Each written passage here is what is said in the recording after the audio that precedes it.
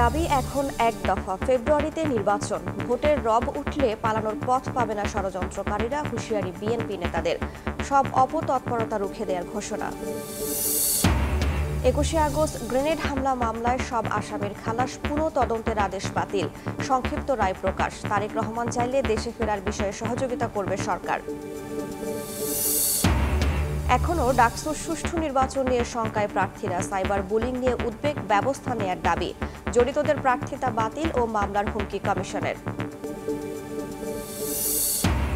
এজলাসে বিচারকের সামনেই সাংবাদিকদের মারধরের ঘটনায় নিন্দার ঝড়, জড়িতদের কঠোর শাস্তি দাবি।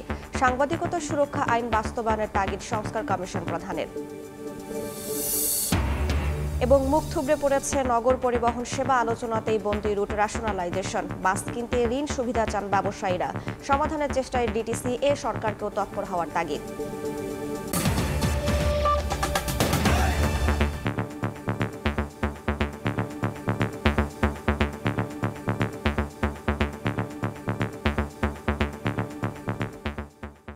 ভোরের সময়ের সঙ্গে আছি আমি রাইসা জান্নাত।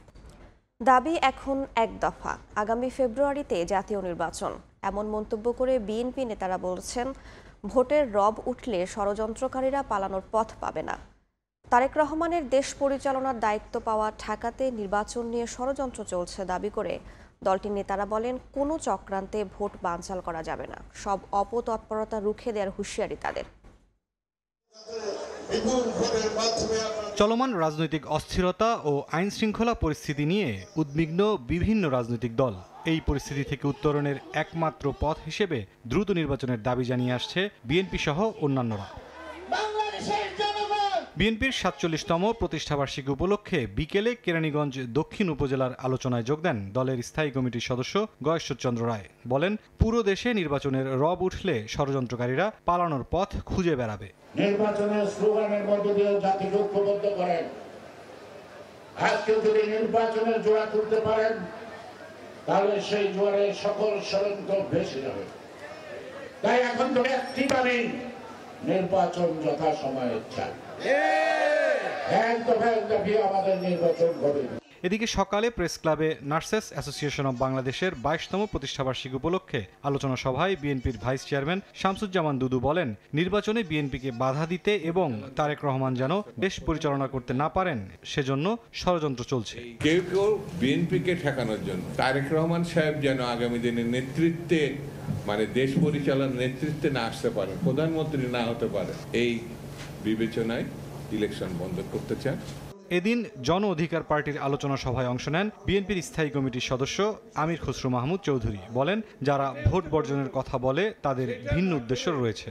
যদি কেউ বলে যে আমাদের এই দাবি না মানলে আমরা নির্বাচন করব না, অথবা আমরা আন্দোলন করব, এটা হচ্ছে অগণতান্ত্রিক, এটা শেখ হাসিনার চিন্তার প্রতিফলন। এটা থেকে বোঝা যায় শেখ হাসিনা কিছু কিছু খুদে স্বৈরাচার রেখে গেছে বাংলাদেশে। যারা জনগণের উপর আস্থা রাখবে না, কিন্তু তাদের দাবি মানতে হবে। এদিন প্রেস ক্লাবের সামনের প্রতিবাদ সভায় বাংলাদেশের বিপ্লবী ওয়ার্কার্স পার্টির সাধারণ সম্পাদক সাইফুল হক বলেন, অভ্যুত্থানের কোনো শক্তি নির্বাচন বানচালের চেষ্টা করছে কিনা তা খতিয়ে দেখা উচিত। নির্বাচনকে বানচাল করবার চেষ্টা করছে। মুরসালিন হক জুনায়েদ, সময় সংবাদ, ঢাকা। বিএনপির ভারপ্রাপ্ত চেয়ারম্যান তারেক রহমানের দেশে ফিরতে সহযোগিতার প্রয়োজন হলে সরকার পাশে থাকবে বলে জানিয়েছেন পররাষ্ট্র উপদেষ্টা। বৃহস্পতিবার সন্ধ্যায় পররাষ্ট্র মন্ত্রণালয়ে সাংবাদিকদের প্রশ্নের জবাবে একথা জানান মোহাম্মদ তৌহিদ হোসেন। কোনো দেশ নির্বাচনে হস্তক্ষেপের চেষ্টা করছে এমন তথ্য সরকারের কাছে নেই বলেও জানান পররাষ্ট্র উপদেষ্টা। বলেন, ভারত বাংলাদেশ সম্পর্ক উন্নয়নে বাধা নেই। 21শে আগস্ট গ্রেনেড হামলা মামলায় আপিল বিভাগ থেকে খালাস পাওয়ার মধ্য দিয়ে সব ধরনের মামলার দাগ থেকে মুক্ত হলেন বিএনপির ভারপ্রাপ্ত চেয়ারম্যান তারেক রহমান। এরই মধ্যে তার দেশে ফেরার বিষয়ে নানা মহলে শুরু হয়েছে আলোচনা। বৃহস্পতিবার সন্ধ্যায় পররাষ্ট্র মন্ত্রণালয়ে সাংবাদিকদের প্রশ্নের জবাবে তারেক রহমানের দেশে ফেরা নিয়ে কথা বলেন পররাষ্ট্র উপদেষ্টাও। তিনি বলেন, বিএনপির ভারপ্রাপ্ত চেয়ারম্যানের দেশে ফেরার বিষয়ে পররাষ্ট্র মন্ত্রণালয় নিজ থেকে কোনো উদ্যোগ নেবে না, তবে তিনি চাইলে সহযোগিতা করবে সরকার। কখন আসবেন সেটার সিদ্ধান্ত কিন্তু ওনা। আসার জন্য উনি এই দেশের নাগরিক, উনি আসতে পারেন যে কোনো সময়। আসার জন্য যদি তার ট্রাভেল ডকুমেন্টস নিয়ে কোনো সমস্যা থাকে সেটা আমরা সমাধান করব। উনি যদি আসতে চাইবেন তখন তো তার পাসপোর্ট বা ট্রাভেল ডকুমেন্ট যেটাই দেওয়ার সেটা আমরা দিতে পারবো। কোন দেশ নির্বাচনে হস্তক্ষেপের চেষ্টা করছে এমন তথ্য সরকারের কাছে নেই জানিয়ে পররাষ্ট্র উপদেষ্টা বলেন, অংশগ্রহণমূলক নির্বাচন নিয়ে বন্ধু রাষ্ট্রগুলোর অবস্থান এখনো পরিষ্কার না। তবে ইউরোপীয় ইউনিয়নের একটি প্রতিনিধি দল প্রাক নির্বাচনী পর্যবেক্ষণ শেষ করেছেন বলে জানান তিনি। আমার কাছে তো কোনো তথ্য নেই যে কোনো দেশ এখানে থাবা বসানোর চেষ্টা করেছে। ভেতরে যদি কারো কিছু থেকে থাকে সেটা তো তথ্য আমার কাছে পৌঁছে নেই। ইইউ থেকে প্রাক নির্বাচনী একটি দল এসে ঘুরে গেছে। নির্বাচন তো এখনো বেশ দেরি আছে। আমরা জানি যে এগুলি ফাইনালাইজ হয় আসলে একেবারেই কয়েকদিন আগে পর্যন্ত। এটা নির্বাচন কমিশনের বিষয় এবং যারা নির্বাচন কন্ডাক্ট করবেন, সহায়তা করবেন তাদের বিষয়। মালয়েশিয়ায় উদ্ভূত সংকট সমাধানে বাংলাদেশ মিশন কাজ করছে বলেও জানান তৌহিদ হোসেন। বিশ্বে বাংলাদেশের ভাবমূর্তি অক্ষুণ্ণ রাখতে সবাইকে সহযোগিতার আহ্বান জানান উপদেষ্টা। এদিকে ভারত বাংলাদেশ সম্পর্ক উন্নয়নে বাধা নেই উল্লেখ করে পররাষ্ট্র উপদেষ্টা বলেন, দুই পক্ষ একমত হলে ঢাকা নয়াদিল্লি সম্পর্ক অগ্রসর হবে। যদি দুই পক্ষ একমত হয় কোনো বিষয়ে তাহলে নিশ্চয়ই আগাবে। দিন মোহাম্মদ সাব্বির, সময় সংবাদ, ঢাকা। মানবতা বিরোধী অপরাধে অভিযুক্ত হলে কেউ সরকারি পদে থাকতে পারবেন না এবং অংশ নিতে পারবেন না নির্বাচনে, এমন সিদ্ধান্ত নিয়েছে উপদেষ্টা পরিষদ। বৃহস্পতিবার যমুনায় বৈঠক শেষে ফরেন সার্ভিস একাডেমিতে সংবাদ সম্মেলনে একথা জানান প্রেস সচিব শফিকুল আলম। বৃহস্পতিবার সকালে তেজগাঁওয়ে প্রধান উপদেষ্টার কার্যালয়ে অনুষ্ঠিত হয় উপদেষ্টা পরিষদের বৈঠক। ডক্টর মোহাম্মদ ইউনূসের সভাপতিত্বে বৈঠকে অংশ নেন অন্যান্য উপদেষ্টারাও। এ সময় দেশের সাম্প্রতিক আইন শৃঙ্খলা সহ সার্বিক পরিস্থিতি নিয়ে আলোচনা হয়, নেওয়া হয় বেশ কিছু সিদ্ধান্ত। বরাবরের মতোই পরে ফরেন সার্ভিস একাডেমিতে বৈঠকের বিস্তারিত জানাতে সংবাদ সম্মেলনের আয়োজন করে প্রধান উপদেষ্টার প্রেস উইং। প্রেস সচিব জানান, মানবতা বিরোধী অপরাধে অভিযুক্ত হলে কেউ সরকারি পদে থাকতে পারবে না, অংশ নিতে পারবেন না নির্বাচনে। কোনো ব্যক্তির বিরুদ্ধে উক্ত আইনের মানে আইসিটি লয়ের সেকশন 9(1) অধীনে আনুষ্ঠানিক অভিযোগপত্র ফর্মাল চার্জ দাখিল হলে তিনি সংসদ সদস্য হিসেবে নির্বাচিত হওয়া বা বহাল থাকার অযোগ্য হবেন। এদিন টেলিকমিউনিকেশনস নেটওয়ার্ক ও লাইসেন্স নীতিমালা 2025-এর চূড়ান্ত অনুমোদন দিয়েছে উপদেষ্টা পরিষদ। প্রধান উপদেষ্টার বিশেষ সহকারী ফয়েজ আহমেদ তৈয়ব জানান, নতুন নীতিমালায় নিশ্চিত হবে উন্নত সেবা। এই আইনের মাধ্যমে বাংলাদেশের টেলিযোগাযোগ খাতে যারা ব্যবসা করেন তাদেরকে সার্ভিস কোয়ালিটি অফ সার্ভিস অর্থাৎ সেবা মানের নিশ্চয়তা এবং সেবার যে কাভারেজ তার নিশ্চয়তার ভিতরে আনা হয়েছে। এই নীতিমালার কারণে টেলিকমিউনিকেশনস খাতে মধ্যস্বত্বভোগীদের দৌরাত্ম্য কমবে বলেও জানান ফয়েজ আহমেদ তৈয়ব। প্রতিযোগিতামূলক। নাজমুস সালেহী, সময় সংবাদ, ঢাকা। বদ্ধ ঘরে স্বচ্ছ ভোট সম্ভব নয় বললেন নির্বাচন কমিশনার তাহমিদ আহমেদ। এজন্য খোলা মাঠে ভোট করার পরামর্শ দিলেন তিনি। গণমাধ্যম নীতিমালা নিয়ে সাংবাদিকদের সঙ্গে মতবিনিময় সভায় একথা বলেন ইসি তাহমিদা। কমিশন সহ সবাই আস্থার সংকটে রয়েছে উল্লেখ করে আস্থা পুনরুদ্ধারে সবাইকে সঠিকভাবে দায়িত্ব পালনের আহ্বান জানান নির্বাচন কমিশনাররা। ভোটের দিন সাংবাদিকরা কি করতে পারবেন আর কি করতে পারবেন না এমন বেশ কিছু বিধান রেখে নির্বাচনী সংবাদ সংগ্রহে গণমাধ্যম কর্মীদের জন্য নীতিমালা প্রণয়ন করেছে নির্বাচন কমিশন। তবে এই নীতিমালা গণমাধ্যম কর্মীদের অবাধ বিচরণে কোথাও কোথাও বাধা সৃষ্টি করতে পারে এমন শঙ্কা থেকে গত মাসে প্রধান নির্বাচন কমিশনারের কাছে স্মারকলিপি সহ সংশোধনীর প্রস্তাব দেয় ইসিবিটের সংগঠন আরএফইডি। বৃহস্পতিবার গণমাধ্যম নীতিমালা নিয়ে সাংবাদিকদের সঙ্গে মত বিনিময় করে কমিশন। অনুষ্ঠানে যোগ দেন 4 কমিশনার সহ ইসি সচিব। প্রিজাইডিং কর্মকর্তাকে অবহিত করে সংবাদ ও ছবি সংগ্রহের বিধান রাখছে যা স্বাধীন সাংবাদিকতার পরিপন্থী। প্রিজাইডিং কর্মকর্তা নিজেরাই নির্বাচনী অপরাধে যুক্ত থাকেন। পরে কমিশনাররা সবাইকে যথাযথ দায়িত্ব পালনের আহ্বান জানিয়ে স্বচ্ছ ভোটের জন্য গণমাধ্যমের ভূমিকা খুবই জরুরি বলে মত দেন। কোনো অন্যায় প্রশ্রয় দিব না, ইনশাআল্লাহ ভোট হতে পারে, অন্যায় কোনো প্রশ্রয় হবে না। কাজে আপনাদের সহযোগিতা চাই। আমি আপনি আপনারা সবাই মিলে কেউ কিন্তু আস্থার জায়গায় নাই। আমি আস্থার জায়গায় আসি আমি দাবি করি না। বাস্তবতার নিরিখে যার যার অবস্থান থেকে যাতে আমরা একটা ভালো নির্বাচন করতে পারি। ভোট স্বচ্ছ করতে হলে খোলা মাঠে ভোট করতে হবে বলে মনে করেন নির্বাচন কমিশনার তাহমিদা আহমেদ।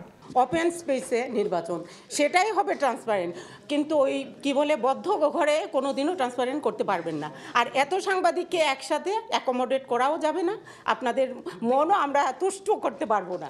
সুষ্ঠু নির্বাচন করতে গণমাধ্যম নীতিমালায় সাংবাদিকদের অবাধ বিচরণের জন্য যা যা করা দরকার তাই করা হবে বলেও জানান নাসির উদ্দিন কমিশন।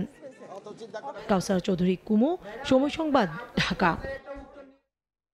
বাগেরহাটের একটি কমিয়ে গাজীপুরে একটি বাড়িয়ে ৩০০টি সংসদীয় আসনের পুনর্নির্ধারিত সীমানা চূড়ান্ত করে গেজেট প্রকাশ করেছে ইসি। বৃহস্পতিবার নির্বাচন কমিশন সচিব আখতার আহমেদ স্বাক্ষরিত চিঠি অনুযায়ী বাগেরহাট, গাজীপুর, সাতক্ষীরা সহ ৩৭টি সংসদীয় আসনের সীমানায় পরিবর্তন এসেছে। দাবি বা আপত্তি বা সুপারিশ বা মতামত সংবলিত দরখাস্ত পর্যালোচনা করে এবং শুনানিকালে উপস্থাপিত তথ্য ও যুক্তিতর্ক বিবেচনায় নিয়ে প্রয়োজনীয় সংশোধন করে পুনর্নির্ধারিত সীমানা চূড়ান্ত তালিকা প্রকাশ করা হয়েছে।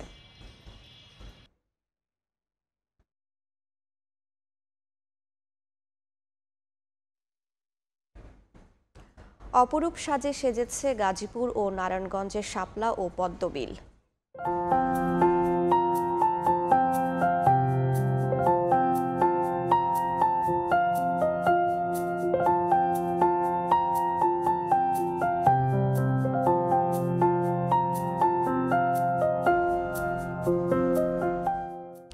শিশির ভেজা পদ্মের পাপড়িতে শুভ্রতার পরশ, আছে লাল সাদা শাপলার মোহনীয় প্রকাশ।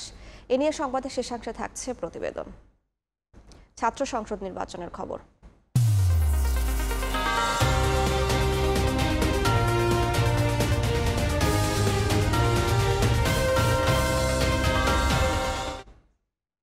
চার দিন আগেও ডাকসু নির্বাচন সুষ্ঠু হওয়া নিয়ে শঙ্কায় প্রার্থীরা।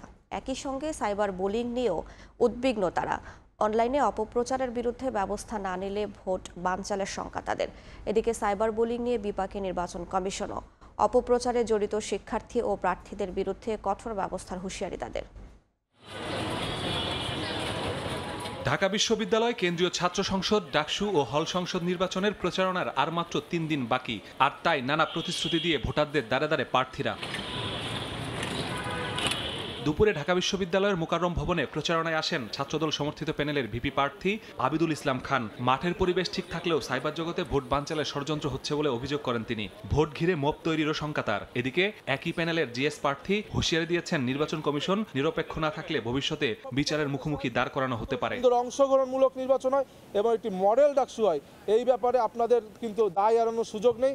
যদি দায় এড়ানোর চেষ্টা করেন তাহলে কিন্তু বিচারের কাঠগড়ে আপনাদেরকেও দাঁড়াতে হবে। অনলাইন বেশিং, অনলাইন মব এবং সাইবার বুলিং করার জন্য একটা প্রিপারেশন ও বিরোধী শিবির যারা আছেন, যারা আমাদেরকে রাজনৈতিকভাবে মোকাবেলা করতে ব্যর্থ হচ্ছেন, এদের এমন প্রিপারেশন আছে। পরে মোকাররম ভবনে প্রচারণায় আসেন ছাত্র শিবির সমর্থিত ঐক্যবদ্ধ শিক্ষার্থী জোট প্যানেলের ভিপি প্রার্থী সাদিক কায়েম। আবারও তুলে ধরেন নির্বাচনী ইশতেহার। সাইবার জগতে অপপ্রচারের অভিযোগ করেন তিনিও। যার যে যা ইচ্ছে সেটা পড়বে, কিন্তু এখানে কোনো ধরনের হস্তক্ষেপ চলবে না এবং এই সাইবার বুলিং এর সাথে যারা জড়িত আছে আমরা তাদের বিরুদ্ধে দৃষ্টান্তমূলক বিচারের আওতায় নিয়ে আসবো। একই জায়গায় প্রচারণায় আসেন বৈষম্য বিরোধী শিক্ষার্থী সংসদ জিএস প্রার্থী আবু বাকের মজুমদার। অভিযোগ তার প্যানেলের সাথে সাইবার মাধ্যমে বর্ণবাদী আচরণ করা হচ্ছে। তো আব্দুল কাদেরকে নিয়ে কথা বলার সময় অনেক কিছু ভেবেচিন্তে কথা বলার জন্য আহ্বান করছে যারা বর্ণবাদী কথাবার্তা বলছেন।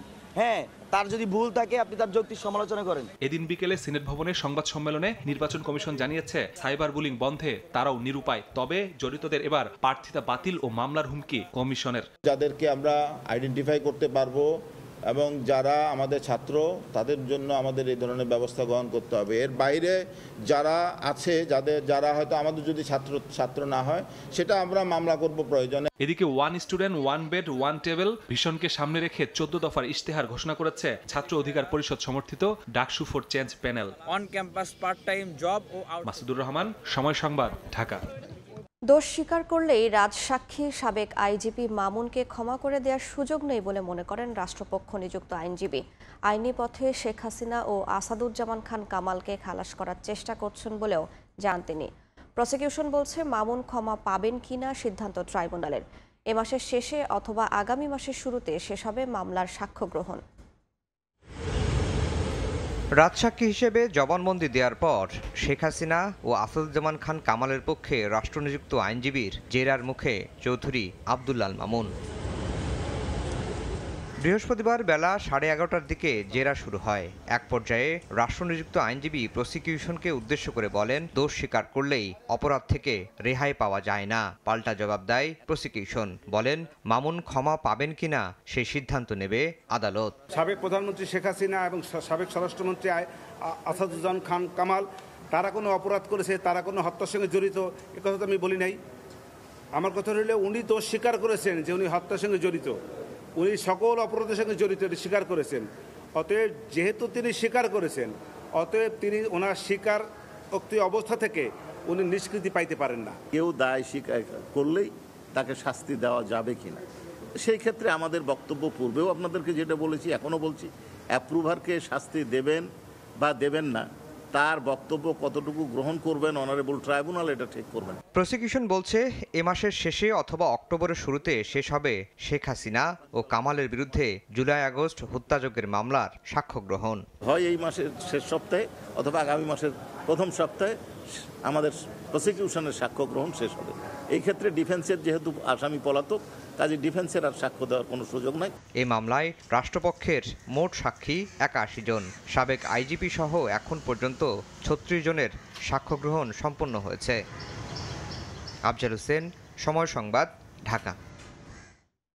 শেখ হাসিনা ও তার ছেলে সজীব ওয়াজেদ জয়কে বিচারের মুখোমুখি করতে ইন্টারপোলের দ্বারস্থ হচ্ছে দুদক।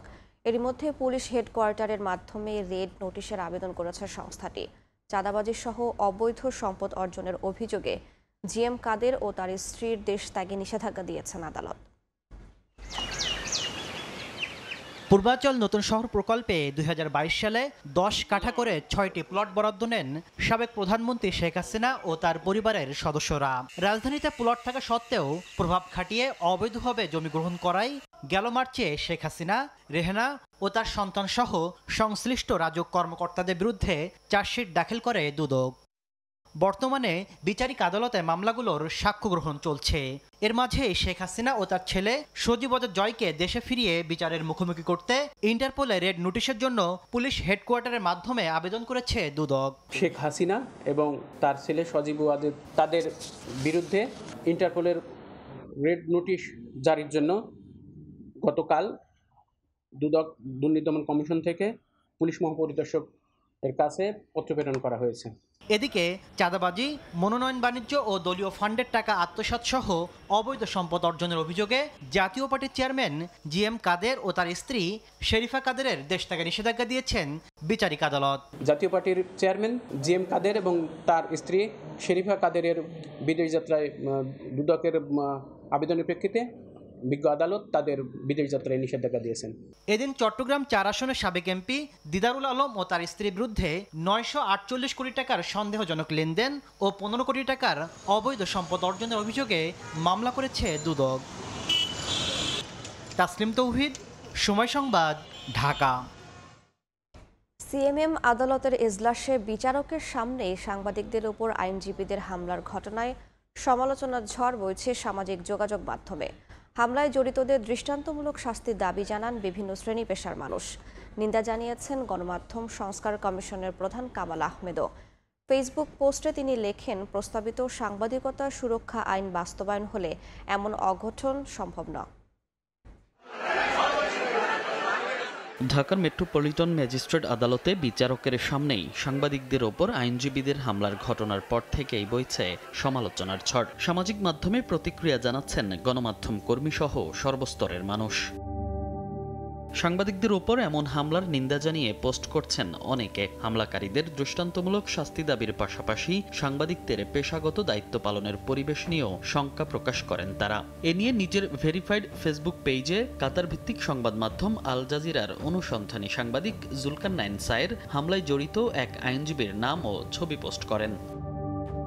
আদালত কক্ষে সাংবাদিকদের ওপর এমন হামলার ঘটনায় নিন্দা জানিয়ে ফেসবুকে পোস্ট করেছেন গণমাধ্যম সংস্কার কমিশন প্রধান কামাল আহমেদ। লেখেন, সাংবাদিকতা সুরক্ষা আইনের যে প্রস্তাব গণমাধ্যম সংস্কার কমিশন থেকে দেয়া হয়েছিল সেটি এতদিনে হয়ে যাওয়ার কথা ছিল, কিন্তু পুরো প্রক্রিয়া ঝুলে গেছে। আইনটি হলে আদালতে এমন অঘটন সম্ভব হতো না বলেও মন্তব্য করেন কামাল আহমেদ। এছাড়া আইনটির প্রয়োজনীয়তা স্বীকার করলে অবিলম্বে অধ্যাদেশ হিসেবে জারি করার দাবি জানানো উচিত বলেও উল্লেখ করেন তিনি।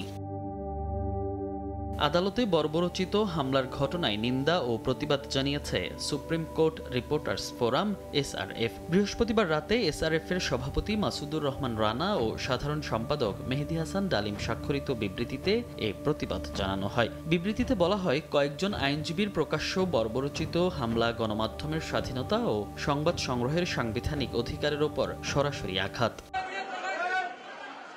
এর আগে বৃহস্পতিবার দুপুরে ঢাকার মেট্রোপলিটন ম্যাজিস্ট্রেট হাসিব উল্লাহ পিয়াসের আদালতে সাংবাদিক মঞ্জুরুল আলম পান্নার জামিন শুনানির সময় আইনজীবীরা চড়াও হন গণমাধ্যম কর্মীদের ওপর। এ সময় সময় সংবাদের প্রতিবেদক আসিফ মোহাম্মদ সিয়ামকেও মারধর করেন আইনজীবীরা। হট্টগোলের মাঝে আদালত ছাড়েন ম্যাজিস্ট্রেট। মনির হোসাইন, সময় সংবাদ, ঢাকা। মুখ থুবড়ে পড়েছে রাজধানী সহ আশপাশের 5টি জেলায় চালু হতে যাওয়া বিশেষায়িত বাস সার্ভিস নগর পরিবহন সেবা। রুট রেশনালাইজেশন নিয়ে ধারাবাহিক আলোচনার বৃত্তে ঘুরপাক খাচ্ছে বাস মালিক, ঢাকা পরিবহন সমন্বয় কর্তৃপক্ষ সহ অংশীজনেরা। প্রকল্প বাস্তবায়নে আগ্রহী হলেও ব্যবসা পরিচালনায় সহজ শর্ত ও নতুন পরিবহন যুক্ত করতে ব্যাংক সুবিধা চায় পরিবহন মালিক সমিতি। গণপরিবহনকে জনবান্ধব ও শৃঙ্খলায় ফেরাতে রুট রেশনালাইজেশনের বিকল্প নেই উল্লেখ করে সরকারের অপারগতা ও সদিচ্ছার অভাবকে দুষছেন বিশেষজ্ঞরা। তবে প্রকল্প বাস্তবায়নে এখনও আশাবাদী DTCA। শরীফ রুবেল ও নুরুল আলম নয়নের তোলা ছবিতে রিপোর্ট করেছেন সাইফুল রুদ্র। গণপরিবহনে শৃঙ্খলা ফেরাতে বাস রুট রেশনালাইজেশন বা প্রতিটি রুটে নির্দিষ্ট কোম্পানির অধীনে বাস চলাচলের প্রকল্প নেয় সরকার। 3 বছর আগে পরীক্ষামূলকভাবে মোহাম্মদপুর থেকে ঘাটারচর পর্যন্ত নগর পরিবহন চালু হলেও এখন আর এই সেবার দেখা মেলে না। বাংলাদেশ সড়ক পরিবহন মালিক সমিতি বলছে, বাস রুট রেশনালাইজেশন প্রকল্পে মালিক পক্ষের সুবিধার বিষয়টি এখনও পরিষ্কার নয়। নতুন বাস কিনতে কোনো সরকারি সহায়তার আশ্বাস না পাওয়ার অভিযোগও তাদের। 23টা কোম্পানির গাড়ি আমরা রেশনালাইজ করে মাস 2-1 মধ্যে ইনশাল্লাহ শুরু করতে পারবো। ওই জায়গাটায় ওনারা এখনো সুরাহা দেননি যে বাংলাদেশ ব্যাংক বা অর্থলগ্নি প্রতিষ্ঠান বা সরকারের পক্ষ থেকে কোন পদ্ধতিতে আমরা সহজভাবে এবং কম সুদে গাড়ি পাইতে পারি। একটি রুটে একটি কোম্পানির বাস চলবে এমন পরিকল্পনার কথা জানান DTC এর নির্বাহী পরিচালক। রুট কোনটা হবে না এইটা নিয়ে আমরা মতামত দিচ্ছি, সেটার উপরে তারাও পর্যালোচনা করছে। তবে ওয়ান রুট ওয়ান কোম্পানি এইটা হলো বেস্ট সলিউশন। আলোচনার মাধ্যমে প্রতিবন্ধকতা দূর করার চেষ্টা চলছে উল্লেখ করে প্রকল্প পরিচালক জানান, বাস যুক্ত করার শর্তগুলো কঠিন। ন্যূনতম মান বজায় রেখে এই সেবা চালু করতে চায় DTCA। আমরা মিনিমাম একটা স্ট্যান্ডার্ড রাখতে চাচ্ছি বাসগুলো। শর্তগুলো বেশ কঠিন, এগুলো না মানলে নতুন বাস আনা যাচ্ছে না। তো এতে একটু সময় লাগছে। 100টা রুট থেকে এটাকে 50টা বা 60টাতে নামিয়ে আনা। এইখানে 100 জন বা 100টা কোম্পানি যে তাদেরকে আসলে এই যে মিলিয়ে দেওয়া এটাই ডিফিকাল্ট। পরিবহন ও সড়ক যোগাযোগ বিশেষজ্ঞ সাইফুল নেওয়াজ বলছেন, যাত্রী সেবার মানোন্নয়ন ও সড়কে শৃঙ্খলা ফেরাতে বাস রুট রেশনালাইজেশনের বিকল্প নেই। এক্ষেত্রে সরকারকে আরও তৎপর হবার পরামর্শ তার। প্রায় 10 বছর 15 বছর চেষ্টাই করে যাচ্ছি। এর মানে হচ্ছে যে আসলে সরকারের সদিচ্ছার বড় একটা অভাবের জায়গা রয়েছে, পাশের মালিকদেরও এখানে সহযোগিতা করছে না বলে মনে হয়। এই সিস্টেমে আসতে হলে মালিকদেরকেও কিছু সুবিধা দিতে হবে, যেমন তাদেরকে আলাদা করে বাস চলাচলের জন্য ভালো রাস্তা দিতে হবে, ওই রুটে যাতে অন্য কোনো গণপরিবহন আসতে না পারে সেটা নিশ্চয়তা দিতে হবে। 3 হুইলারগুলোকে বন্ধ করতে হবে, অবৈধ যে যান সেগুলোকে বন্ধ করতে হবে, ইন্টারসেকশনগুলোকে এবং যাত্রী ছাউনিগুলো ভালো ম্যানেজমেন্ট করতে হবে। DTC এর তথ্য বলছে, বাস রুট রেশনালাইজেশনে সচল রুটের সংখ্যা 95টি, BRT এর হিসেবে 110টি আর DMP ট্রাফিক বিভাগের জরিপে 7টি। 3টি পর্যবেক্ষণ মিলিয়ে বাস চলাচলে এখন পর্যন্ত 42টি রুট নির্ধারণ করেছে DTCA। সাইফুল রুদ্র, সময় সংবাদ, ঢাকা। নজরুল ইসলাম মজুমদার ও এস আলমের হাতে থাকা 5 ব্যাংকের ভাগ্য এখন বাংলাদেশ ব্যাংকের হাতে। তবে এস আলমের লোপাট করা 84,000 কোটি টাকা এসব ব্যাংকে ফেরানো প্রায় অসম্ভব বলে মনে করেন ব্যাংক ও আদালত সংশ্লিষ্টরা। ফলে যে 2 ব্যাংক এক হতে চায় না তাদের ইতিবাচক অবস্থায় ফেরা অসম্ভব। বাংলাদেশ ব্যাংক বলছে, শেষ পর্যন্ত কটি ব্যাংক নিয়ে মার্জার হচ্ছে তা পর্যালোচনা করে সিদ্ধান্ত নেওয়া হবে। সেলিয়া সুলতানার রিপোর্ট। ব্যাংকের টাকায় কেউ বিদেশে করেছেন হোটেল, কেউ এলসির আড়ালে আত্মসাৎ করেছেন নিজের দায়িত্বে থাকা ব্যাংকের অর্থ।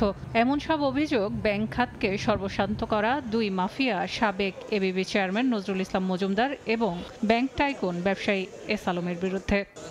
নজরুল ইসলামের বিরুদ্ধে অভিযোগ 2023-24 সালের জুলাই পর্যন্ত ফ্ল্যামিঙ্গো এন্টারপ্রাইজ নামের ভুয়া প্রতিষ্ঠানকে দফায় দফায় 615 কোটি টাকা দেয় তারই ব্যাংক এক্সিম, যা ব্যাংকের চেয়ারম্যান নজরুল ইসলাম মজুমদারের নাসা গ্রুপ সংশ্লিষ্টরা উত্তোলন করে। ব্যাংক খাতের আরেক মাফিয়া এস আলম তার নিয়ন্ত্রণাধীন ব্যাংকগুলোর মধ্যে একীভূতকরণের তালিকায় থাকা ফার্স্ট সিকিউরিটি, সোশ্যাল ইসলামী, গ্লোবাল ইসলামী ও ইউনিয়ন ব্যাংক থেকে ঋণ জালিয়াতির অঙ্ক 84,000 কোটি টাকার বেশি। এই ব্যাংক লুটেরার সর্দার ছিল এস আলম এবং নাসা গ্রুপের চেয়ারম্যান নজরুল ইসলাম মজুমদার। কোনো ক্ষেত্রে উইক তদন্ত হচ্ছে, হয়তো দুর্নীতি করছে 4,000 কোটি, তার বিরুদ্ধে হয়তো পাওয়া গেল 500 কোটি।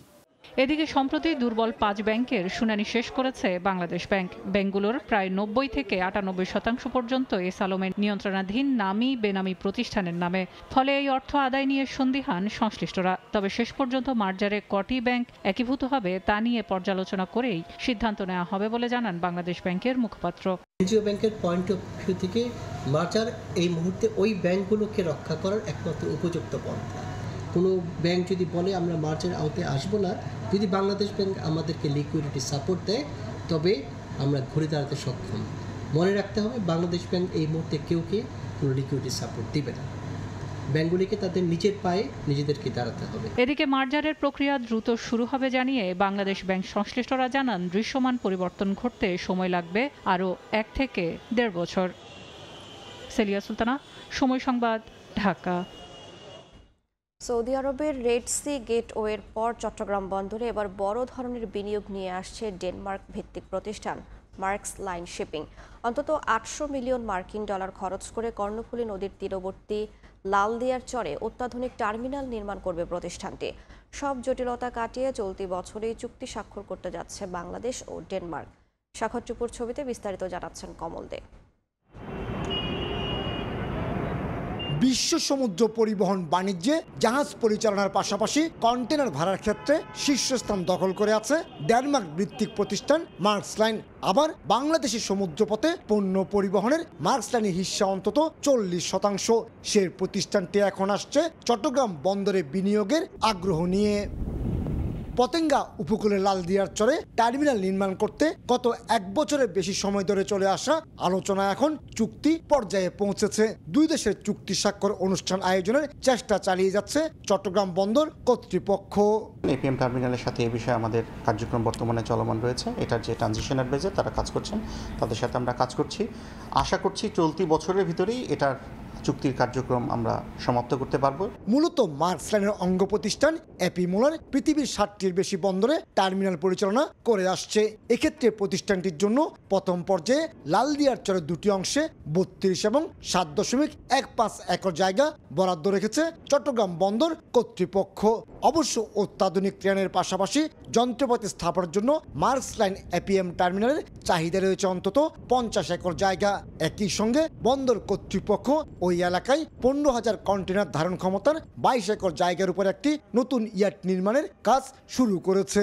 তারা এখানে প্রায় 7 থেকে 800 মিলিয়ন মার্কিন ডলার বিনিয়োগ করবে। তারা বিশ্বব্যাপী তারা বিভিন্ন টার্মিনাল যেভাবে চালায় এবং সেরকম উন্নত যন্ত্রপাতি, উন্নত প্রযুক্তি এখানে নিয়ে আসবে। বিদ্যমান যে হ্যান্ডলিং ব্যবস্থা সেটা অনেকটাই উন্নত হবে। বন্দরের বহির্নোঙরের আলফা অ্যাঙ্কারেজের খুব কাছে এই টার্মিনাল হতে যাচ্ছে। এছাড়া বন্দরের জেটিতে প্রবেশের ক্ষেত্রে 2টি বিপজ্জনক বাঁক এড়ানোর সুযোগ রয়েছে। এমনকি নাব্য সংকটের জটিলতা না থাকায় ভিড়তে পারবে যে কোনো গভীরতার জাহাজ। যে জায়গায় করছি তার ড্রাফট বেশি এবং 2টি বাঁক যেটা আছে ওই বাঁক দুটো পরিহার করা যাবে চট্টগ্রাম বন্দরের জন্য।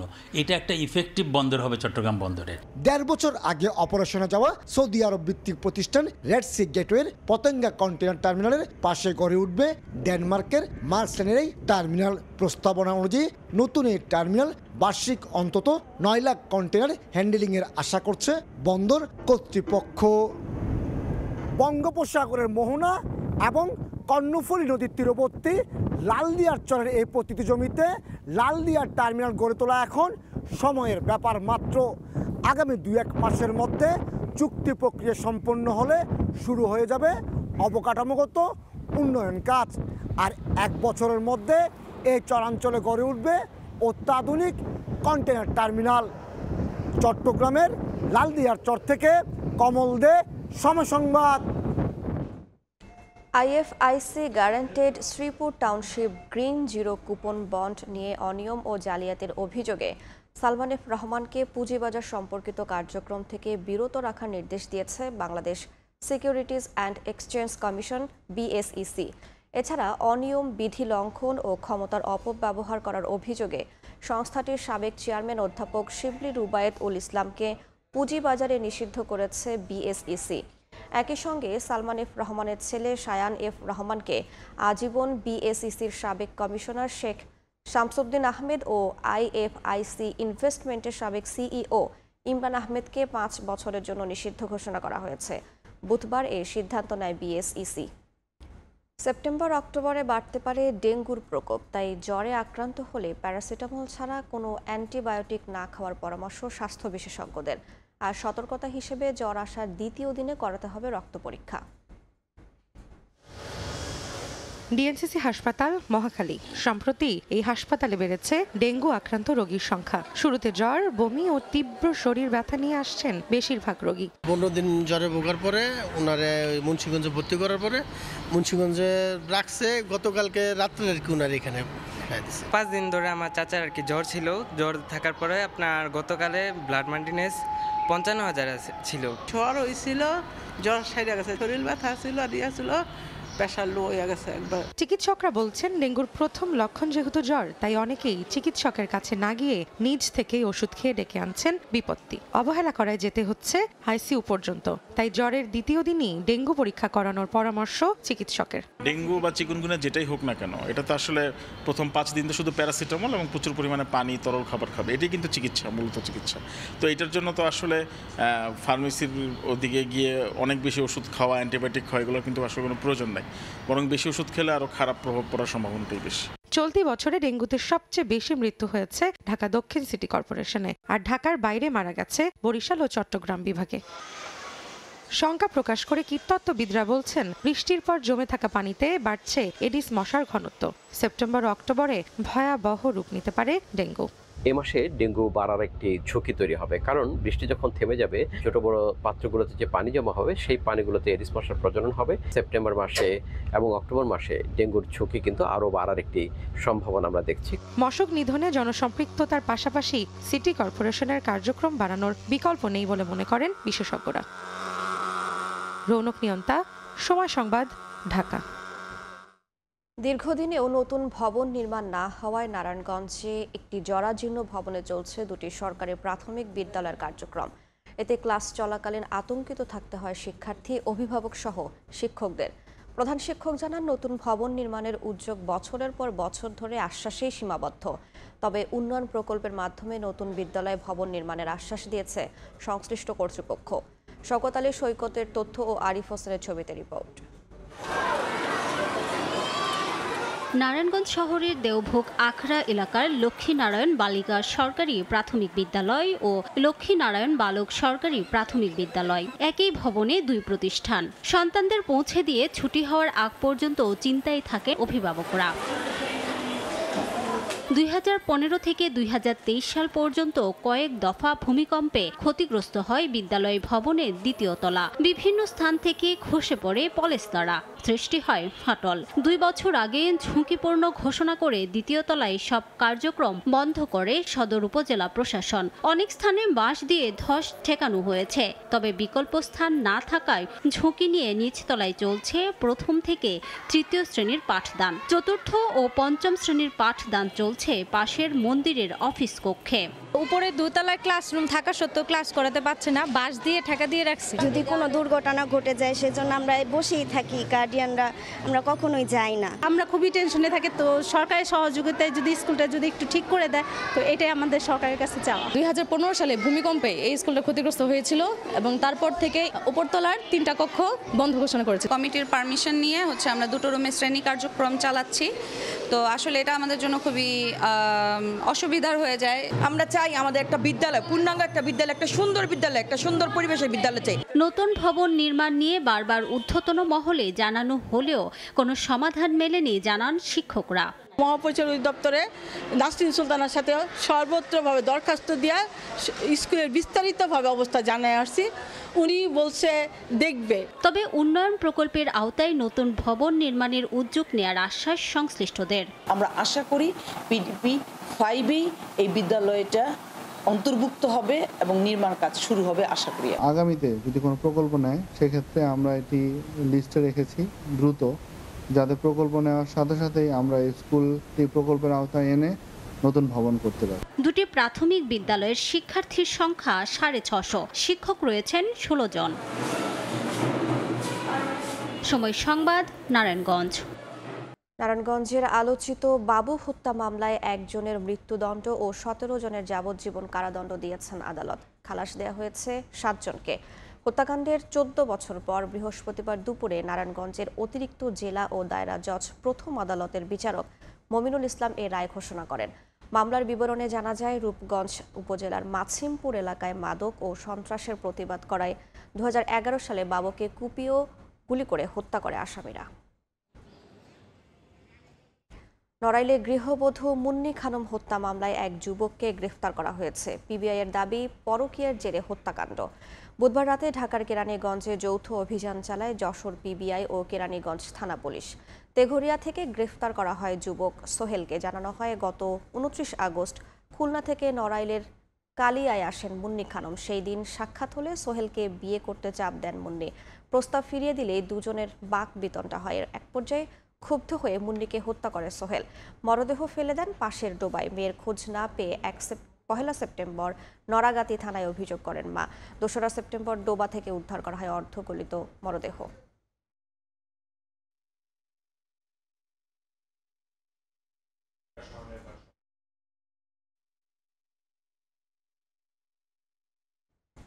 যশোরে 34.5 লাখ টাকার স্বর্ণের বারসহ এক যুবককে গ্রেফতার করা হয়েছে। বৃহস্পতিবার সকালে সদর উপজেলার রাজারহাট বাসস্ট্যান্ড এলাকায় অভিযান চালায় বিজিবি। পরে তল্লাশি চালিয়ে সাতক্ষীরাগামী একটি বাস থেকে বাদশা শেখ নামে এক যুবককে আটক করা হয়। পরে তার প্যান্টের পকেট থেকে 2টি স্বর্ণের বার উদ্ধার করা হয়। উদ্ধারকৃত স্বর্ণের আনুমানিক বাজার মূল্য 34 লাখ টাকার বেশি। প্রাথমিক জিজ্ঞাসাবাদে ভারতে পাচার করার উদ্দেশ্যে স্বর্ণ বহনের কথা স্বীকার করে সে।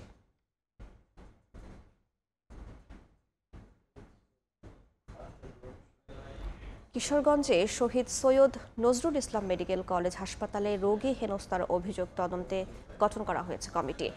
3 কার্যদিবসের মধ্যে প্রতিবেদন জমা দিতে বলা হয়েছে। গত সোমবার সকালে হাসপাতালের জরুরি বিভাগে চিকিৎসা নিতে আসা এক রোগীকে হেনস্থার অভিযোগ ওঠে emergency medical officer doctor Mahbub Alam মিলনের বিরুদ্ধে। এ বিষয়ে লিখিত অভিযোগ করেন ভুক্তভোগীর ছেলে। এর পরিপ্রেক্ষিতে তদন্ত কমিটি গঠন করে হাসপাতাল কর্তৃপক্ষ।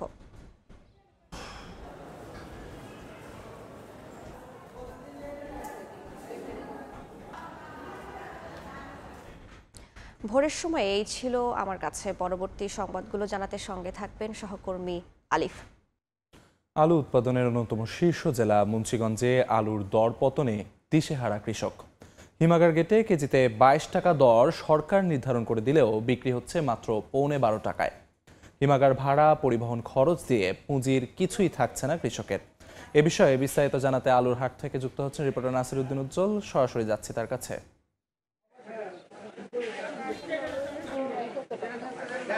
আলুভিত্তিক অর্থনীতির উপর ভিত রাখা এই জেলার মানুষে যারা আলুর সঙ্গে সম্পৃক্ত রয়েছেন তাদের ঘরে ঘরে কিন্তু এখন কান্নার রোল পড়ে গিয়েছে, কারণ এখানকার যে আলু সেটা কিন্তু এখন গলার কাটায় পরিণত হয়েছে। আপনারা জানেন যে এখানকার আলু গেল বছর এই সময় প্রায় 70 টাকা কেজি দরে বিক্রি হয়েছে, সেই আলু কিন্তু এখন খুচরা বাজারে 18 টাকা বিক্রি হচ্ছে। আর হিমাগার গেটে যে 22 টাকা নির্ধারণ করে দেওয়া হয়েছিল সেটা কিন্তু কোনো ক্রেতা পাওয়া যাচ্ছে না। তারা বলছেন প্রায় 12 টাকা কেজি দরে বা এর চেয়ে কমেও তাদের আলু বিক্রি করতে তারা বাধ্য হচ্ছেন। কিন্তু সবচেয়ে আশঙ্কার কথা যেটি, যে এইখানকার যে 61টি হিমাগার আছে সেখানে কিন্তু এখনো প্রায় 4 লাখ মেট্রিক টন আলু মজুত রয়ে গিয়েছে, অথচ এটি কিন্তু গেল বছর এই সময়ে মাত্র 2,32,000 মেট্রিক টন ছিল। তো এই যে বাড়তি আলু, সেই আলুর চাহিদা কিন্তু বাজারে নেই এবং এই আলু কিন্তু সর্বশেষ তারা শঙ্কায় আছেন যে কি করবেন, কারণ হিমাগার খালি করার জন্য এর আগে কিন্তু আলু নদীতে ফেলার মতো পরিস্থিতি হয়েছে। আপনারা জানেন যে এই 15 অক্টোবর থেকে রবি মৌসুম শুরু হয়ে যাচ্ছে। হ্যাঁ, বাজারে কিন্তু নতুন আলু রোপণ বা আগাম আলু সেগুলো কিন্তু নভেম্বরেই পাওয়া যায়। আর এর মধ্যে যে এই পুরনো আলু তখন কিন্তু পুরনো আলুর চাহিদা কমে আসে। কিন্তু এই অবস্থায় যে কৃষকের চ্যালেঞ্জ, তারা বলছেন যে তাদের উৎপাদন খরচ কিন্তু হিমাগার ভাড়া, পরিবহন ভাড়া সহ প্রায় 27 টাকা গড়ে, কিন্তু সেই আলু যে তারা হিমাগারে বিক্রি করছেন প্রায় 12 টাকায়, এই পুরোটাকে কিন্তু লোকসান এবং হিমাগারে ভাড়া, পরিবহন ভাড়া দিয়ে তারা কিন্তু প্রতি বস্তায় মাত্র 200-250 টাকা ফেরত পাচ্ছেন। এতে তাদের যে লোকসান কোনোভাবেই তারা পোষাতে পারছেন না। বিশেষ করে প্রান্তিক কৃষক যারা রয়েছেন তাদের কিন্তু ত্রাহি অবস্থা। এখানে কিন্তু 34,758 হেক্টর জমিতে আলু চাষ হয়েছিল, তবে এবারও কিন্তু লক্ষ্যমাত্রা নির্ধারণ করা হয়নি। কারণ হচ্ছে যে আলুর এই যে দর পতন, সে কারণে কিন্তু অনেক কৃষক এই আলু যে চাষাবাদ সেটি থেকে সরে আসার আশঙ্কা দেখা দিয়েছে। এবং এখানে যে আসাদ মাদবর নামে একজন কৃষক আমাদের পাশে রয়েছেন, তিনি বলছিলেন যে তার প্রায় 2300 বস্তা আলু তিনি হিমাগারে রেখেছিলেন এবং সেই আলু কিন্তু পুঁজি তার এই আলুর এখন কিন্তু বিক্রি করে লাভ তো দূরের কথা, লোকসানে পড়তে যাচ্ছেন। এবং এই লোকসান হলে তার কি হবে, যে নতুন করে যে আলুর চাষাবাদ সেটি কিন্তু করতে পারবেন না। এবং তিনি বলছিলেন যে অনেক চড়া দামে কিন্তু বীজ আলু কিনতে হয়েছিল, বাক্স আলু এবং সার সহ অন্যান্য মজুরিও ছিল চড়া। কিন্তু এই বিষয়ে সরকার যে আলু ক্রয় করবার ঘোষণা দিয়েছেন সরকারিভাবে, সেটি না কেনার কারণে কিন্তু তারা অনেক বেশি ক্ষোভ প্রকাশ করছেন। তো এই ছিল মুন্সিগঞ্জে আলুর হাটের সবশেষ। মুন্সিগঞ্জ থেকে আলুর দরপতনের সবশেষ খবর জানাচ্ছিলেন সহকর্মী নাসির উদ্দিন উজ্জ্বল। আফগানিস্তানের দক্ষিণ পূর্বাঞ্চলে ফের 6.2 মাত্রার ভূমিকম্প আঘাত এনেছে। রোববারে ধ্বংসাত্মক কম্পনের পর এটি একই অঞ্চলে তৃতীয় ধাক্কা। নিহতের সংখ্যা ছাড়িয়েছে 2200, আহত হয়েছেন অন্তত 3600 জন। আবারও কেঁপে উঠল আফগানিস্তান। এই সপ্তাহে তৃতীয়বারের মতো দেশটির দক্ষিণ পূর্বাঞ্চলে ভূমিকম্প আঘাত হানে। স্থানীয় সময় বৃহস্পতিবার রাতে আফগানিস্তানের নাঙ্গারহার প্রদেশের শিওয়ার জেলা ও পাকিস্তান সীমান্তবর্তী বারকাশকোট এলাকায় কম্পন অনুভূত হয়। German research centre for Jio sciences জানিয়েছে এই কম্পনের উৎপত্তি মাত্র 10 কিলোমিটার গভীরে। এই ভূমিকম্পে বহু বাড়ি ও ছোট অবকাঠামো ক্ষতিগ্রস্ত হয়েছে বলে প্রাথমিকভাবে খবর পাওয়া গেছে। রোববারের প্রথম ধাক্কা ছিল 6 মাত্রার, যা কুনার ও নাঙ্গারহার প্রদেশে ব্যাপক ধ্বংস চালায়। হতাহত হয়েছেন কয়েক হাজার মানুষ। মঙ্গলবার দ্বিতীয় ভূমিকম্পটি 5.5 মাত্রার ছিল, যা পাহাড় ধসে গ্রামীণ এলাকার সঙ্গে সড়ক যোগাযোগ বিচ্ছিন্ন করে দেয়। এতে উদ্ধার কাজে বাধা সৃষ্টি হয়। পরপর এই 3টি ভূমিকম্পে হাজার হাজার বাড়িঘর ধ্বংস হয়ে গেছে। স্কুল, হাসপাতাল ও অন্যান্য অবকাঠামো ক্ষতিগ্রস্ত হয়েছে। বেঁচে থাকা মানুষগুলো গৃহহীন হয়ে রাত কাটাচ্ছেন খোলা আকাশের নিচে। নিরাপদ আশ্রয় ও খাদ্যের অভাবে মানবিক বিপর্যয় আরও গভীর হচ্ছে বলে জানায় স্থানীয় কর্তৃপক্ষ। আন্তর্জাতিক সম্প্রদায় উদ্বিগ্ন। জাতিসংঘ ও বিভিন্ন সাহায্য সংস্থা জানিয়েছে খাদ্য, পানি, চিকিৎসা ও আশ্রয়ের তীব্র সংকট সৃষ্টি হয়েছে। তারা তৎপরতার সঙ্গে উদ্ধার ও মানবিক সহায়তা পৌঁছে দেওয়ার পরিকল্পনা হাতে নিয়েছে, কারণ এখনও বহু মানুষ ধ্বংসস্তূপের নিচে আটকা থাকতে পারে। ইয়াসিন মোহাম্মদ ইসান, সময় সংবাদ। যুক্তরাষ্ট্রকে নতুন করে চিন্তায় ফেলেছে চীনের নতুন সামরিক প্রযুক্তি ও আধুনিক সমরাস্ত্র। বিশ্লেষকরা মনে করছেন নিরাপত্তা হুমকি বাড়ার পাশাপাশি অস্ত্র বাণিজ্য মন্দার আশঙ্কাও করছেন প্রেসিডেন্ট ডোনাল্ড ট্রাম্প। এদিকে ট্রাম্পের নিজস্ব বাণিজ্য ব্যবস্থা দ্রুতই মার্কিন আদালত বাতিল করতে পারেন বলে জানা গেছে।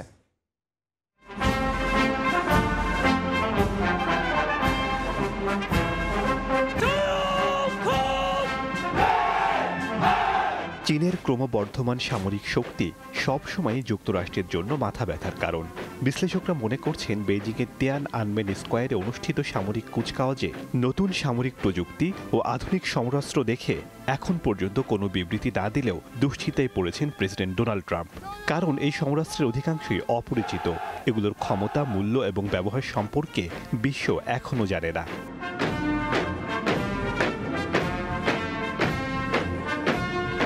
চীনের এই প্রদর্শনীর পর যুক্তরাষ্ট্রের অস্ত্র বাণিজ্যে মন্দা দেখা দিতে পারে বলে অনেকে আশঙ্কা করছেন, কারণ যুক্তরাষ্ট্রের চেয়ে অনেক কম মূল্যে চীনের অস্ত্র কেনা সম্ভব। এছাড়া সেখান থেকে অস্ত্র কেনার ক্ষেত্রে কোনো রাজনৈতিক জটিলতাও নেই। আবার এই অস্ত্র ঠেকানোর মতো প্রযুক্তি এখনও যুক্তরাষ্ট্র ও পশ্চিমা বিশ্বের কাছে আছে কিনা তা নিয়েও ধোঁয়াশা রয়েছে। অস্ত্রের বিশাল প্রদর্শনীর মাধ্যমে যুক্তরাষ্ট্র সহ সারা বিশ্বের কাছে চীন একটি বার্তা স্পষ্টভাবে পৌঁছাতে পেরেছে বলে মনে করছেন বিশ্লেষকরা।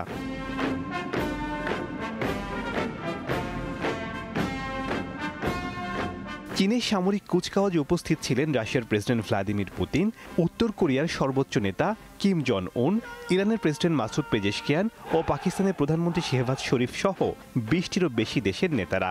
সে সময় প্রেসিডেন্ট শি বলেছেন, চীনের এই অগ্রযাত্রাকে রোখা যাবে না। চীনা জনগণ ইতিহাসের সঠিক পাশে দৃঢ়ভাবে দাঁড়িয়ে আছে।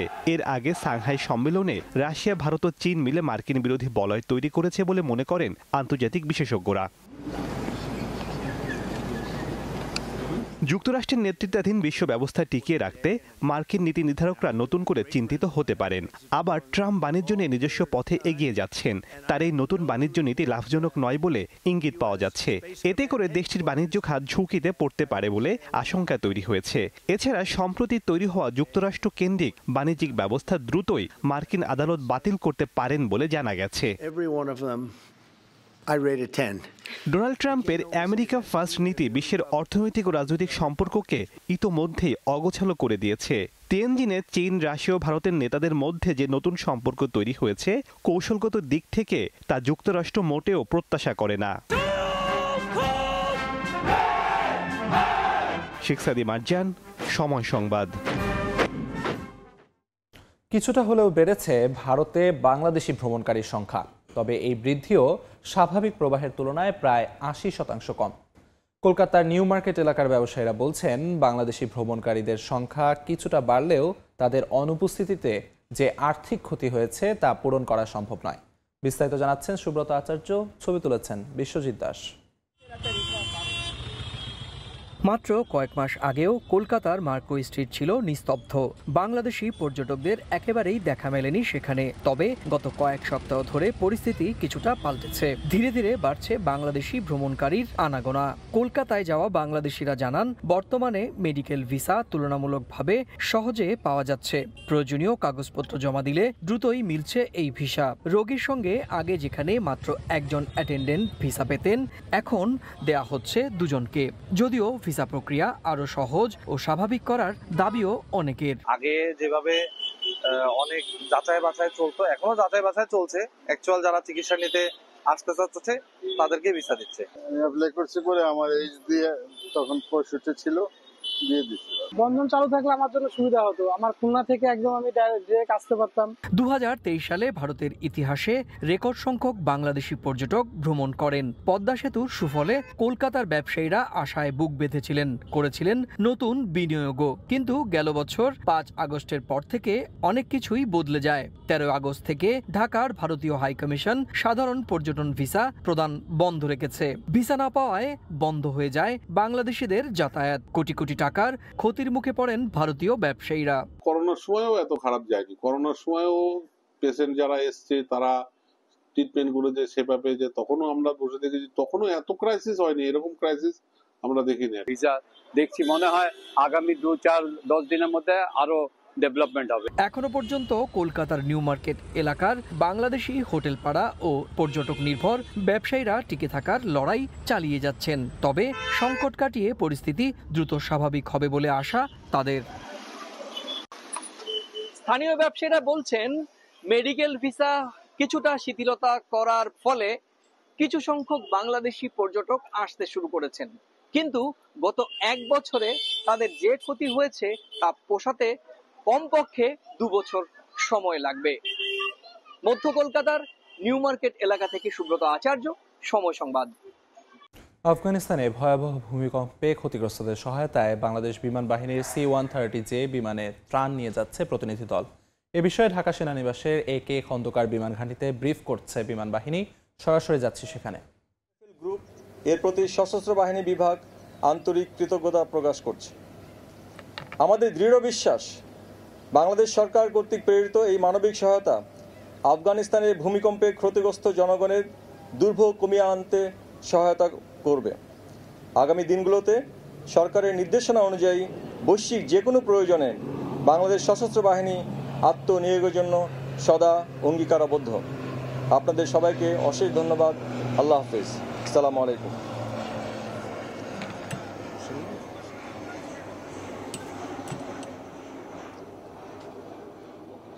কতজন সদস্য যাচ্ছে এবং আজকে কখন যাবে এবং কখন ফিরবে? আচ্ছা, আমাদের আজকে যে টিমটা যাচ্ছে ত্রাণ সহায়তা নিয়ে এখানে 16 জন সদস্য রয়েছে। আমাদের এখানে এয়ার ক্রু রয়েছেন 14 জন, এর সঙ্গে রয়েছেন আমাদের পররাষ্ট্র মন্ত্রণালয়ের একজন অফিসার এবং আমাদের সশস্ত্র বাহিনী বিভাগ থেকে একজন প্রতিনিধি, একজন লেফটেন্যান্ট কর্নেল। আজকে আমাদের যেভাবে প্ল্যান করা আছে, আমাদের এই ব্রিফিংয়ের পরেই আমাদের কার্যক্রম শুরু হয়ে যাবে এবং 8টার মধ্যে ফ্লাই করবে, টেক অফ করবে, এটা প্ল্যান আছে।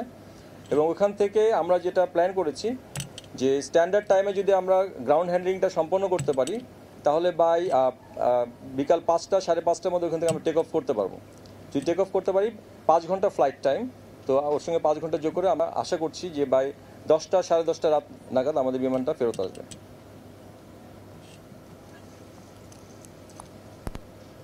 Thank you.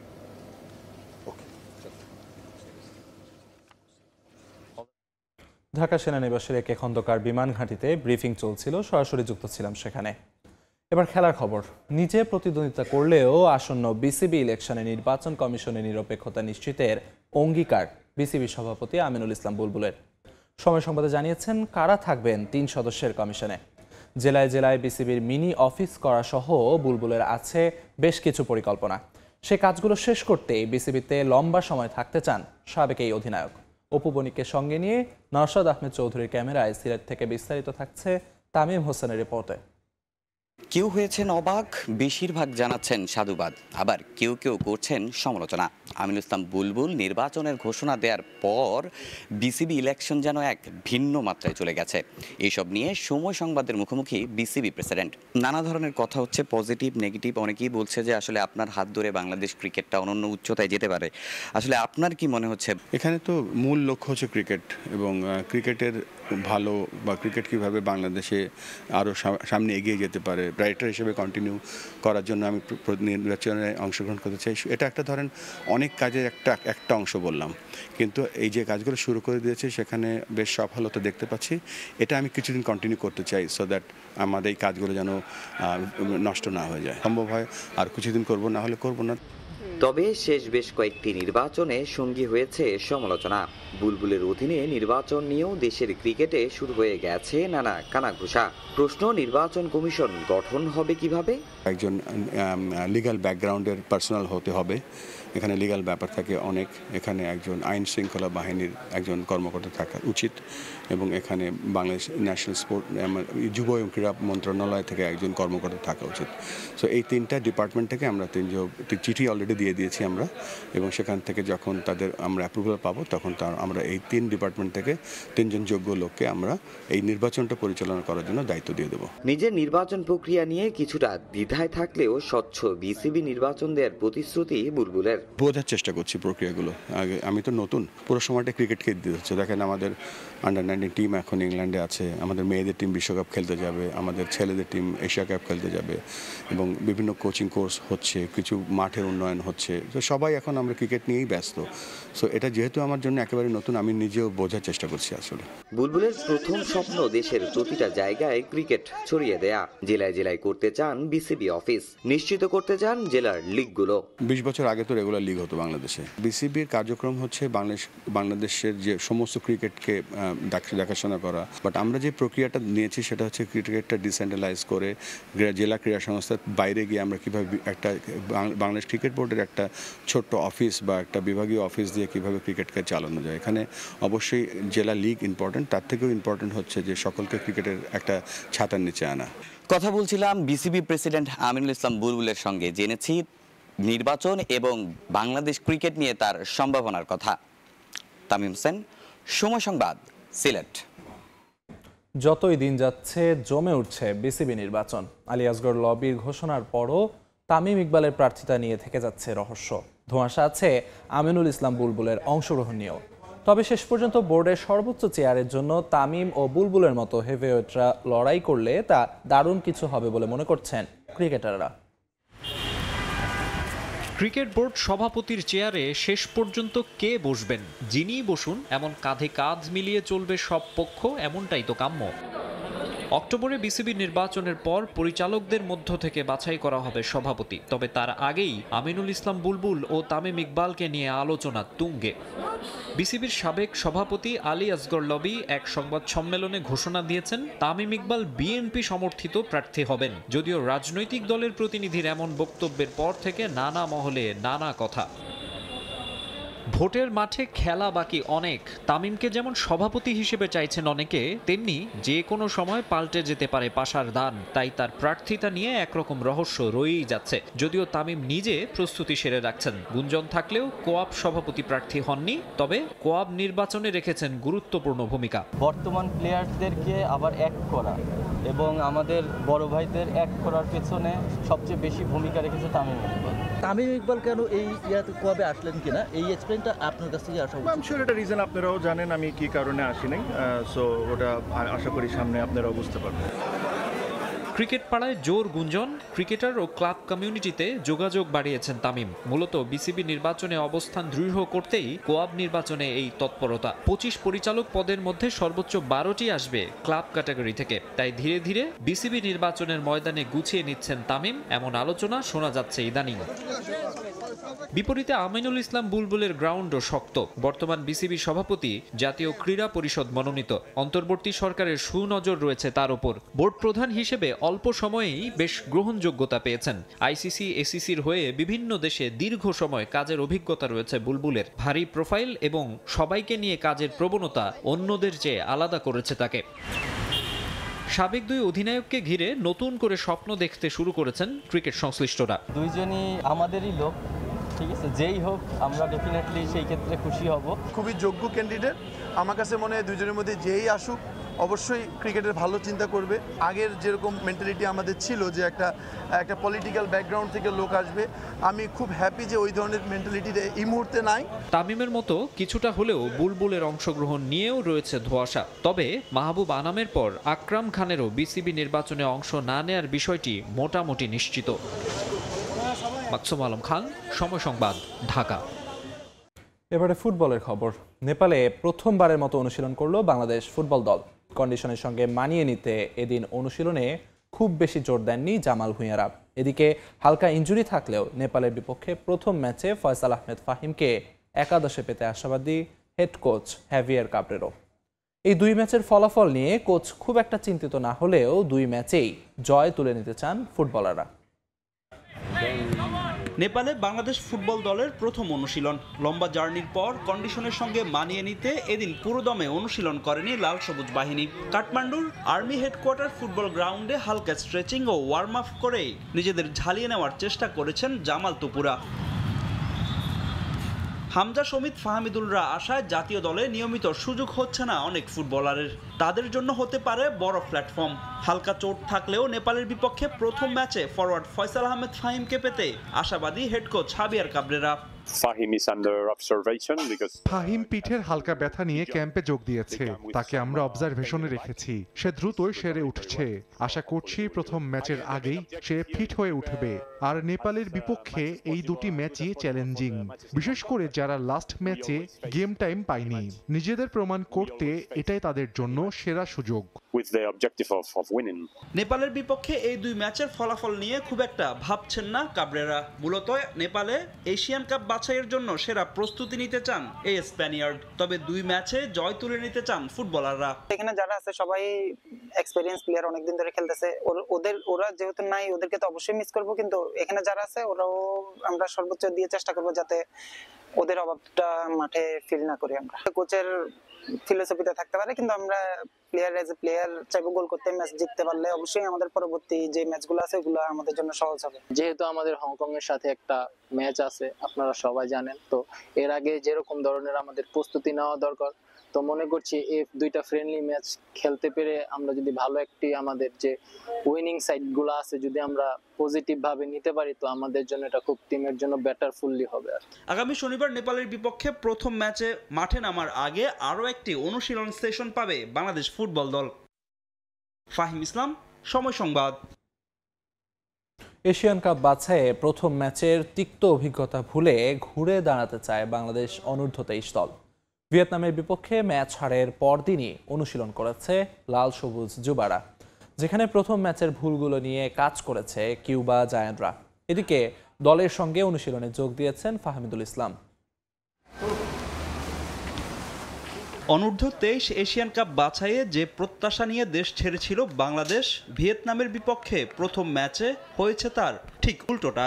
স্বাগতিকদের বিপক্ষে লাল সবুজদের পারফরম্যান্স শুধু হতাশই করেনি, কমিয়ে দিয়েছে আত্মবিশ্বাসও। অনুশীলনের আগে টিম মিটিংয়ে যা ছিল স্পষ্ট, ভিয়েতনামের বিপক্ষে তিক্ত অভিজ্ঞতা পেছনে ফেলে ইয়েমেন ও সিঙ্গাপুরের বিপক্ষে ঘুরে দাঁড়াতে চায় লাল সবুজ যুবারা। তাই নতুন উদ্যমে অনুশীলন শুরু করেছে পিয়াস নোভারা। প্রথম ম্যাচের ভুলগুলো শুধরে নেওয়ার চেষ্টা করেছেন আলামিন রিমনরা। আমরা যেসব ভুল করছি, যেসব জায়গায় ওগুলি নিয়ে এখন ট্রেনিং চলতেছে, হ্যাঁ ট্রেনিং চলমান, এবং ওরাও বুঝতে পারছে। আমি বলছি একটা ম্যাচ ছিল, এটা আমরা ভালো খেলতে পারিনি, এই জন্য হারছি, একটা রিজার্ভ করি আমরা হারটা। বাট আমাদের কাছে এখনো স্টিল উই হ্যাভ চান্স, ঠিক আছে। আমাদের দুইটা ম্যাচ আছে, দুইটা ম্যাচে যদি আমরা ইনশাল্লাহ 6 ম্যাচ গেট করতে পারি, ইনশাল্লাহ আমরা কোয়ালিফাই করব। ভিয়েতনামের বিপক্ষে আরো বেশি গোল হজম করতে পারত বাংলাদেশ, তবে তা হতে দেননি গোলরক্ষক মেহেদী হাসান শ্রাবণ। দলের প্রতি শ্রাবণের ডেডিকেশন, দায়িত্ববোধ বাড়িয়েছে বাকি ফুটবলারদের। সবাই কিন্তু শ্রাবণ যখন আসছিল, শ্রাবণকে যাই সবাই অ্যাপ্রিসিয়েট করতেছিল। সো কালকে শ্রাবণ ছিল বলতে কথা ওয়ান ম্যান আর্মি, ঠিক আছে। শ্রাবণের জন্য আমরা একটা বড় ডিজাস্টার থেকে হয়তো বেঁচে গেছি। আমাদের প্লেয়ার এখান থেকে শিক্ষা নিতে পারে, শ্রাবণ যদি ওর জানটা দিয়ে এভাবে নিজেকে উজাড় করে খেলতে পারে, আমরা কেন নয়। ভ্রমণ ক্লান্তির জন্য ভিয়েতনামের বিপক্ষে প্রথম ম্যাচে খেলতে পারেননি ফাহমিদুল ইসলাম, তবে পরের 2 ম্যাচে একাদশে থাকবেন এই ফরওয়ার্ড। ইতালি প্রবাসী এই ফুটবলার বাড়তি অনুপ্রেরণা যোগাচ্ছে দলকে। ফাহমিদুলকে বাড়তি প্রেরণা যোগায়, দেখেন ও স্টিল ওদের ইতালিতে লিগ খেলে আসছে, হ্যাঁ রানিং ম্যাচ ছিল 19 তারিখ, মেবি লাস্ট ও 3 দিন না 4 দিন আগে ম্যাচ খেলে আসছে, এবং ন্যাশনাল টিমে সে খেলে গেছে। সে যেহেতু আসতেছে, এই ম্যাচ আমরা পাই না বিকজ অফ ওর 18 ঘন্টা জার্নি ছিল সবকিছু মিলে, তো এই ম্যাচ ইনশাল্লাহ সে থাকবে। তো এটা আমাদের জন্য একটা বিশাল শক্তি কাজ করবে, আমাদের যে দুর্বল সাইডগুলো আছে এটার জন্য আরো বেশি ভালো কাজ করবে। এদিকে এখনো দলের সঙ্গে যোগ দিতে পারেননি হেড কোচ সাইফুল বারী টিটু। অসুস্থতার কারণে হাসপাতালে চিকিৎসা নিচ্ছেন বাংলাদেশ কোচ। ফাহিম ইসলাম, সময় সংবাদ। ব্যাপক উৎসাহ উদ্দীপনার মধ্য দিয়ে বাগেরহাটে শুরু হলো জিয়া আন্তঃস্কুল বালক ও খালেদা জিয়া আন্তঃস্কুল বালিকা ফুটবল টুর্নামেন্ট। 3 দিন ব্যাপী এ টুর্নামেন্টের উদ্বোধন করেন বাগেরহাট জেলা বিএনপির সাবেক সভাপতি ও সমন্বয়ক এম.এ. সালাম। জেলার ফুটবল উন্নয়নে প্রতি বছর এরকম টুর্নামেন্ট দেখতে চান দর্শকরা। আলী আকবর টুটুলের তথ্য, আমিনুল ইসলামের ছবিতে রিপোর্ট। দীর্ঘদিন পর মাঠে গড়াচ্ছে ফুটবল, এই খবরে নানা বয়সী মানুষ ভিড় করেন বাগেরহাট সরকারি পিসি কলেজ মাঠে। বিকেল 4টার দিকে প্রথমে বহুমুখী কলেজিয়েট স্কুল দলকে হারিয়ে 3-2 গোলে বিজয়ী হয় বাসাবাটি। আর দ্বিতীয় খেলায় যদুনাথ স্কুল অ্যান্ড কলেজকে 1-0 গোলে হারিয়ে জয়ের মালা ছিনিয়ে নেয় সম্মেলনী মাধ্যমিক বিদ্যালয়। এছাড়া তুমুল প্রতিদ্বন্দ্বিতার মধ্যে তৃতীয় খেলায় অংশ নেয় আদর্শ শিশু বিদ্যালয় এবং আলিয়া মাদ্রাসা। পরে 2-0 গোলে বিজয়ী হয় আলিয়া মাদ্রাসা দল। নিজেদের মাঠে অনেক দিন পর এমন খেলা দেখতে পেরে উচ্ছ্বসিত স্থানীয় দর্শকরা। প্রতি বছর এরকম আয়োজন দেখতে চান তারা।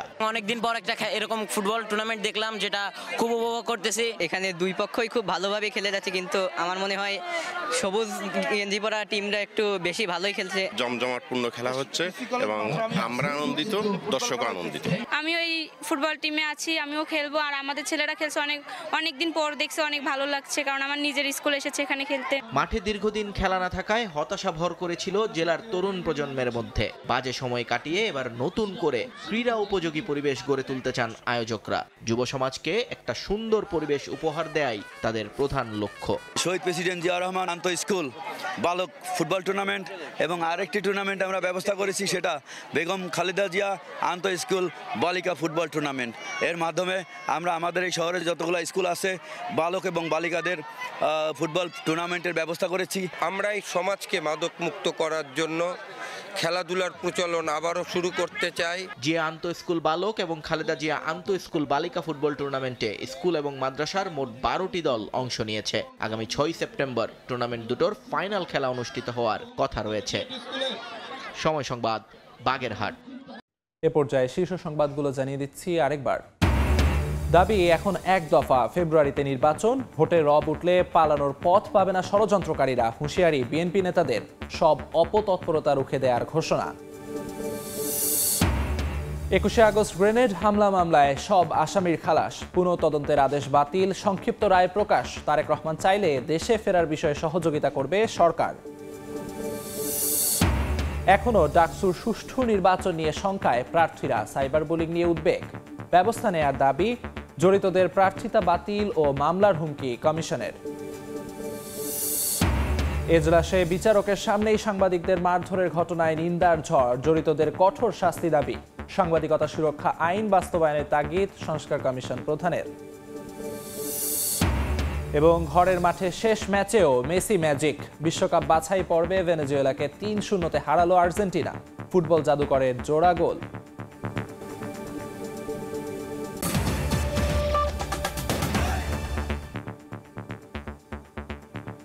এই ছিল ভোরের সময়, সঙ্গে থাকুন সময়ের।